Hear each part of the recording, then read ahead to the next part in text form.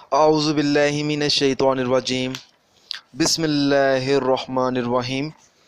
अस्सलामु अलैकुम नाज़रीन हज़रात, आप देख रहे हैं ज़ोया लाइफ हेल्थ केयर। नाज़रीन, आज हम इस वीडियो में आपको घर में दौलत ही दौलत के लिए एक वजीफ़ा बताएंगे। तो नाज़रीन, ये जो वजीफ़ा आज मैं आप लोगों को बताऊंगा ये ज़रूरतमंद लोगों के लिए है और ये वजीफ़ा एक बुज़ुर्ग का बताया हुआ अमल है। नाज़रीन, ये जो अमल है आपने हर नमाज के बाद करना है तकरीबन 3 दिन तक। नाज़रीन, इस वजीफ़े की इजाज़त बिल्कुल आम है, आप ये वजीफ़ा पढ़ सकते हैं। आपको मुझसे या किसी और से इजाज़त लेने की कोई ज़रूरत नहीं है, बस अल्लाह का नाम लेकर आपने ये वजीफ़ा शुरू कर देना है। इंशाअल्लाह ताला आपको कामयाबी ज़रूर मिलेगी।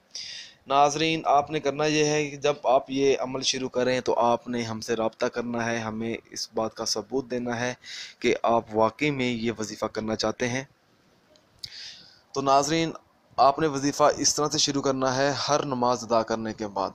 देखें, फजर की नमाज के बाद आपने या हाफिज़ो 101 बार पढ़ना है और ज़ोहर की नमाज अदा करने का जो वजीफ़ा है या नासिरू, ये आपने 222 बार पढ़ना है।